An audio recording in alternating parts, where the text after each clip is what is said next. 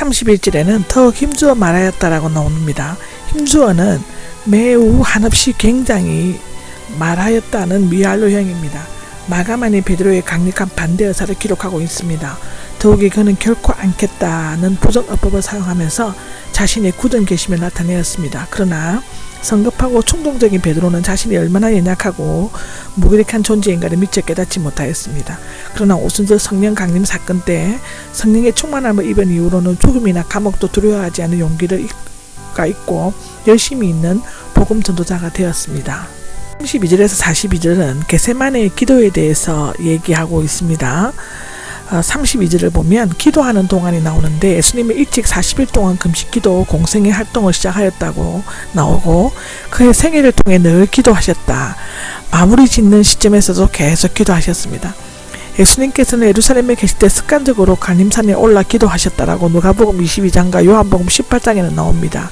이에 겟세마네의 기도는 마지막에 될 것입니다. 13절에 함께 데리고 가셨다가 나옵니다. 역사적 현재형으로 중요한 일이 있을 때마다 동행했던 세 사람은 함께 데리고 가셨다라고 합니다. 그들은 변화산에서 영광스럽게 변모하신 하나님의 아들 예수님을 보았지만 여기에서는 몹시 괴로워하고 고민하시는 인간 예수님을 보게 될 것입니다. 몹시 놀라시고 번민하시기 시작했으며가 나오는데 개혁성경에는 슬퍼하며 번민하기 시작하였다가 됩니다. 몹시 놀라시고 는 정신을 잃고 말문이 막힐 정도로 놀라서 두려워하는 것을 나타냅니다. 이것은 제자들의 배신과 십자가 죽음에 대해 놀라움과 두려움 가운데 몹시 괴로워하는 심정을 묘사하고 있습니다. 번민하셨다는 짓눌리다, 요동하다를 의미하며 단순히 슬픈 감정적 차원을 훨씬 넘어 한이 될 만큼 마음이 짓눌려 있는 상태를 나타내는데 이 괴로움과 고민은 육체적인 죽음이 점차 다가옴으로써 느끼게 되는 공포에 대한 인상적 고통과 유대인의 불신앙과 제자들의 배신 등에서 오는 심적인 고통입니다. 하나님께로부터 저버림을 당하는 영적인 고통이었는데 특히 세상의 죄에 대한 그의 슬픔이 그를 압도하여 거의 죽을 지경이 되었다고 합니다. 마가복음 14장 35절입니다. 땅에 엎드려서가 나옵니다. 마태에는 얼굴을 땅에 대시고로 되어 있는데 예수님께서는 견딜 수 없어 무거운 짐에 눌러 비틀거리시다가 마침내 땅에 쓰러지시고 하나님께 전폭적으로 순종하시고 또 최고의 겸손한 태도로 나타내고 있습니다. 16절입니다.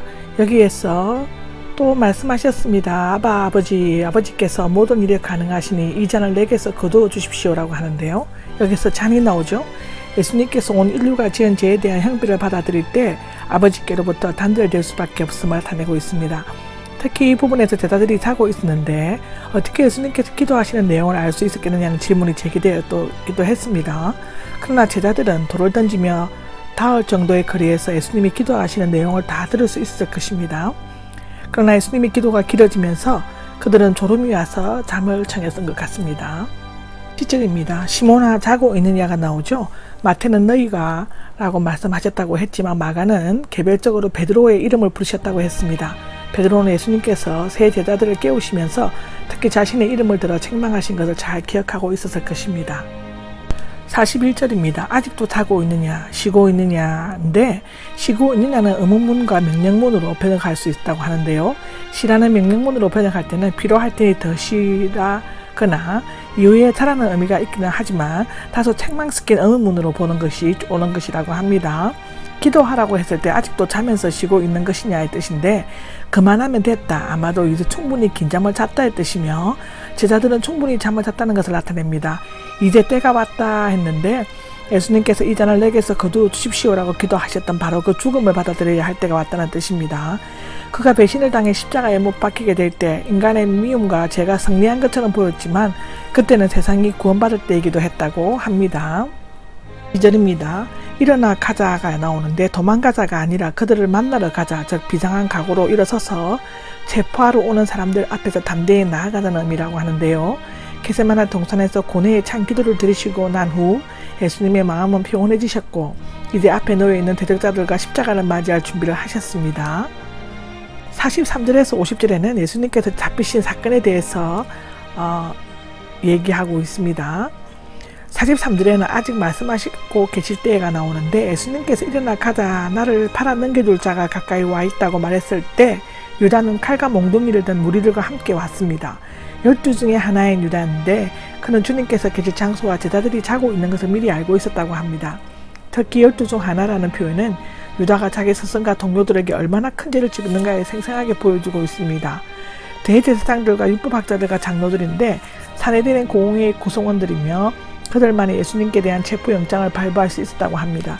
그들이 칼과 모퉁이를 들고 온 것은 예수님을 메시아적 혁명가로 생각하고 혹 무력으로 폭동으로 일으키거나 제자들이 강력한 저항할 것을 예상했기 때문이었을 것이라고 합니다. 또는 유다가 예수님께서 엄청난 이적을 일으킬 수 있다고 기뜸해 주었기 때문일 수도 있다는데요. 이 무리들 중에 천부장이 있었던 것으로 볼 때 그 수가 수백 명이 있을 가능성도 있다고 요한복음 18장 12절에는 기록하고 있습니다. 44절입니다. 단단히가 나옵니다. 마가야만 있으며 유다는 예수님의 초자연적인 능력을 눈으로 보았고 또 믿었으므로 잡으러 온 무리의 손에서 벗어날 수 있다고 생각했다고 누가복음 4장 30절에는 말하고 있습니다. 이 음모가 결코 실패해서는 안 된다는 유다의 불안한 마음과 염려가 담겨져 있었습니다. 그러나 유대 통치자들은 이번은 반드시 붙잡을 수 있으리라는 확신을 가졌던 것 같습니다. 미리 암호를 알려주면서라 했는데 이곳에만 나오는 암호는 사전의 동의를 거친 표시를 암시한다고 합니다. 세속적인 지혜를 가진 유다가 친구나 사대 간의 애정을 표시로 인사하는 입맞춤을 스승을 배신하는 암호로 사용했다는 것은 그의 마음이 얼마나 가정스럽고 무섭게 타락을 했음을 보여주고 있는데요. 이 입맞춤은 로마서 16장 6절, 베드로전서 5장 14절에 기록되어져 있습니다. 51절과 52절에는 마가만이 이 짧은 사건에 이곳에 삽입한 것은 그 익명의 정민이 바로 자신이 있기 때문이었을 것이라고 합니다. 아마도 유다는 무리를 데리고 성만찬을 베푼 마가의 다락방으로 왔지만 이미 예수님은 제자들을 데리고 감림산으로 떠나시고 난 뒤였습니다. 불길한 애감을 눈치채 마가는 자고 있었던 아마포, 즉 인도산의 값비싼 세마포로서 잠옷으로 입기도 하고 시체를 사기도 했다고 합니다. 이 세마포를 거치고 감람산 쪽으로 달려갔습니다. 예수님은 이미 끌려가고 있었으며 그 뒤를 쫓아가다가 무리들에게 붙잡히게 되자 요셉처럼 옷을 벗어 던지고 도망갔습니다. 이것은 창세기 39장 12절에 나옵니다.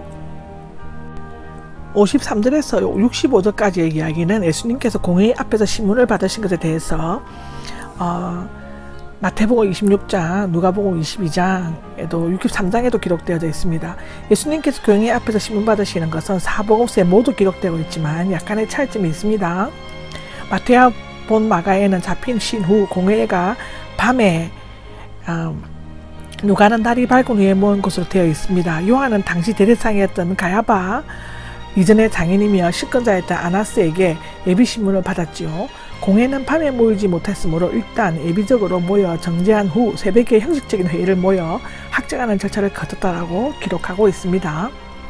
53절에는 대제사장들과 장로들과 율법학자들이 나오는데 사내들인의 세 구성원들이며 그 수는 71명이었다고 사도행전 5장 21절에는 말하고 있습니다. 로마의 관할권 아래에서 많은 권한을 가지고 있었지만 사형 선고는 로마 총독만이 할 수 있었다고 마태복음 27장, 요한복음 18장에는 기록하고 있죠. 54절입니다. 불을 쬐고 있었다라고 하는데요. 직역하면 빛을 쬐었다인데 불 앞에 있던 베드로의 얼굴에 빛이 비추어진 것을 의미할 수 있다고 합니다. 예루살렘은 해발 780여 미터의 고지에 있었으므로 3월 말에서 4월 초 밤 기온이 매우 살살했기 때문에 밖에 있을 때는 숯불이나 모닥불을 피워야만 했다고 합니다. 56절에 보면 그 증인들이 서로 맞지 않았다 했는데 증인은 적어도 두 사람의 의견이 일치되어야 하는데요. 그들이 서로 증거를 제시했지만 모두 맞지 않았다는 것입니다. 거짓 증거는 맞지 않지만 진리는 시간과 공간을 초월하여 완전히 일치하죠. 66절에서 72절까지는 베드로가 예수님을 세 번 모른다고 부인한 사건에 대해서 세 복음서가 모두 기록하고 있습니다. 내용적으로는 많이 다르게 표현되고 있고 아마도 베드로는 요성뿐만 아니라 여러 사람들에게서 지목을 받았으며 사복음서의 기자들은 각기 다른 상에서 일어난 일들을 기록했으므로 내용상의 모순은 없습니다. 그러나 사복음서가 베드로가 세 차례나 거쳐 부인했다는 사실 자체에 대해서는 모두 일치하고 있습니다.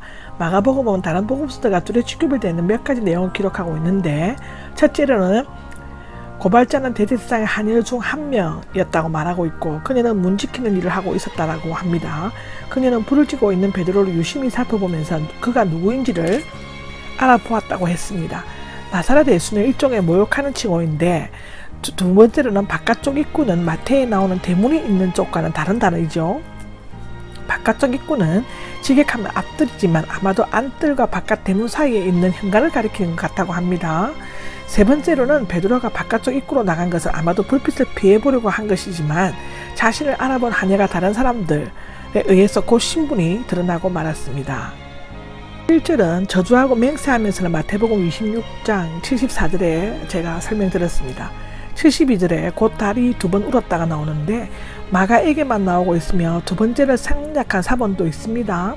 아마도 다른 복음서와 조화시키기 위함이었을 것인 것 같고요. 기억났다 생각하면서 하는데 원래는 던지다의 뜻이지만 머리를 덮다, 외투를 얼굴까지 끌어올리다, 땅에 몸을 던지다, 주저앉다, 하기 시작하다 등의 여러 뜻이 있다고 합니다. 이 단어를 다구는 소리와 연결시킬 때 베드로는 그 소리를 듣는 순간 제정신으로 돌아왔고 자신이 장담했던 일들을 기억하면서 울기 시작했던 것으로 추측되어집니다.